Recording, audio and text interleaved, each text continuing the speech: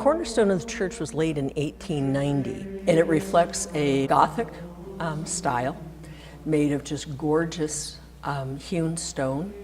And a friend of mine describes it as a little cathedral.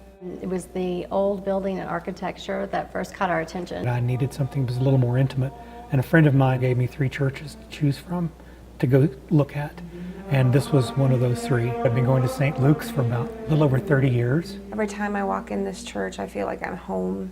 I've always felt that way since the first day that I came here. I came here the day of 9/11. I was seeking someplace for comfort, and I came here and found St. Luke's, and I've been coming back ever since. We've loved it and have been here ever since.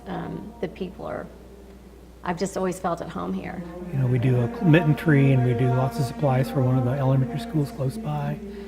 And then there's always giving food, because I also volunteer at Denver Urban Matters, which used to be Denver Urban Ministries.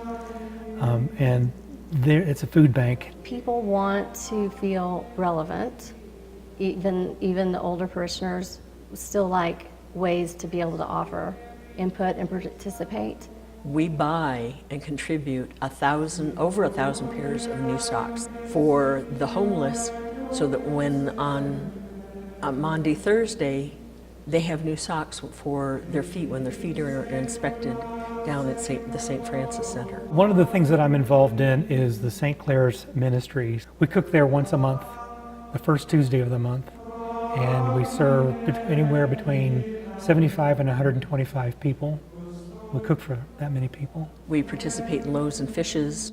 You can look at the congregation and the people you know and get a feeling for how people think and what people like. I think one of the most interesting things that jumped out at me were the number of people who had advanced degrees in our congregation. One of our doctors, Melissa Scholes-Williams, does a medical program every year in South and Central America. I am a pediatric trained ENT doctor. I do cleft palate and lip work and craniofacial work at Children's Hospital, Colorado. I participate in 1 to 2 mission trips a year, 1 to Lima, Peru, and 1 to Guatemala. Last year, St. Luke's gave us a monetary donation that went to buying iPads so we can actually do speech therapy. They're usually in awe the first time they see their child after the cleft lip is repaired.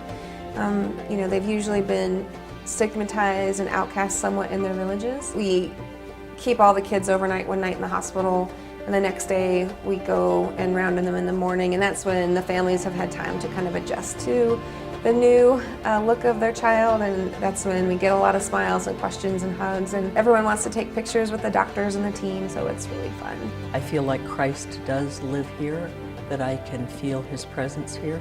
Offering communion to everyone is important. Everyone in this church wants that table to be open to everyone. Everyone is welcome to come to the table to receive the Eucharist. We have a loving message of Christ to offer to people to come through those doors and meet us and be part of us.